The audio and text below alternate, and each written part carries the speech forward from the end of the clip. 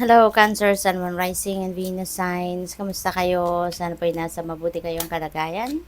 Welcome back po sa Star Tarot. Kung bago kayo rito, welcome din kayo. Thank you for your support. I truly appreciate it. God bless you all. Cancer, pauna mensahe po ninyo, reflection. Ayan, friendships in your life may come to an end. Wow. Others could blossom and become stronger. So, siguro, meron ditong mga kaibigan kayo na baka madidiscover ninyong hindi pala sila sincere sa'yo, hindi sila totoong, hindi sila, tawag dito, hindi kanila tinuturing na kaibigan talaga, no? Baka, alam mo yun, pretending lang, to be your friend kasi baka meron silang kailangan lang sa'yo. Meron silang hidden agenda, no? So, pwedeng ganon. Pero, maaring maaano mo na yan, madidiscover mo sa ngayon. Kaya, siguro, puputulin mo na yung connection mo sa kanila, no? Your friendship, no, in your life may come to an end, no? Dahil dyan. Pero siguro din, no, it's also about time na mapag-iisip-isip ninyo na meron pala kayong mga kaibigan din na alam mo yun, yung hindi mo masyado nabibigyan ng time, hindi mo masyadong nabibigyan ng pagkakataon na mas makasama mo sila, mas ma-nurture mo yung relationship mo sa kanila, no? Na madidiscover mo or ma-figure out mo na sila pala yung mas tunay mong kaibigan, 'di ba? Kaya maaring sila yung pagfo-focusan mo na sa ngayon, no?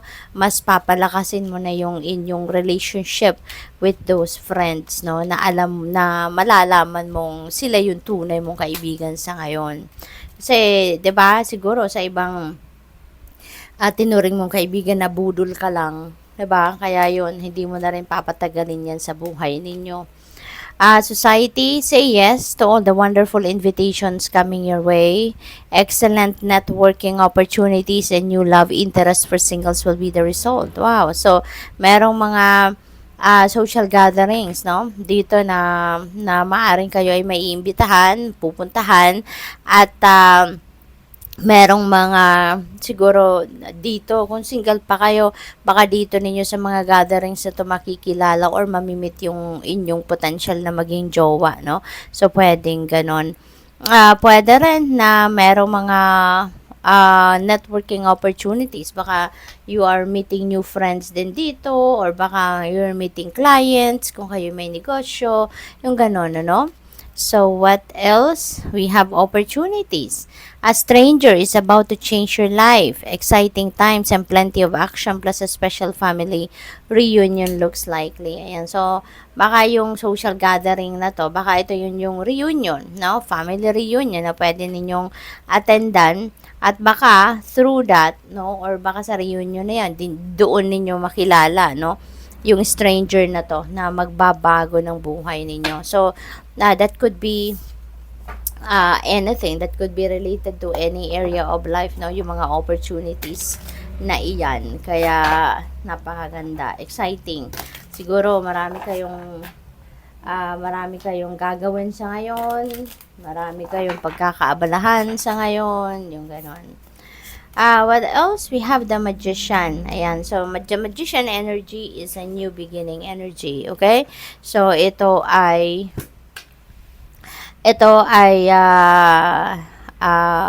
pagsisimula ng bagong chapter sa buhay ninyo. You're going to take action towards starting a new life. 'Di ba? Dito rin, pwedeng sa ngayon magsisimula na kayong makita yung oportunidad and posibilidad na nandiyan dyan sa inyong paligid para ma-carry out mo na din kung ano yung mission mo sa buhay, kung ano yung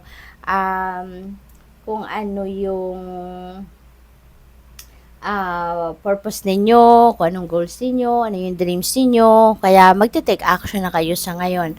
Wala na, isasantabi nyo na dito ngayon yung inyong procrastination, yung mga pagdadalawang isip ninyo, yung mga ganon. We have 7 of Swords. Ayan. So, mag-iingat po kayo sa ngayon, ano?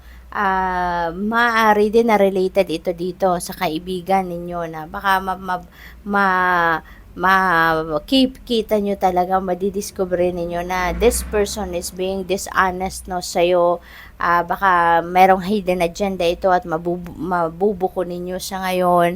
Yung ganun ba? Kasi si Seven of Swords is an energy of liar, cheater, and stealer, diba? So, pwedeng yung kaibigan mo na yan, ano, baka sinungaling siya, madidiscover mo ngayon, baka ginagamit yung pangalan mo, 'di ba? At para sirain ka din, ano? Maaring ganon ang ganap dito. Kaya mag-iingat kayo, no?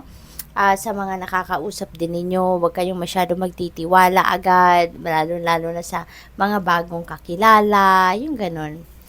We have Four of Swords. Ayan. So, kailangan nyo din ng pahinga, no? Kailangan ng balanse sa buhay. Kailangan binabibigyan ng oras, panahon, atensyon ng lahat ng bagay sa buhay.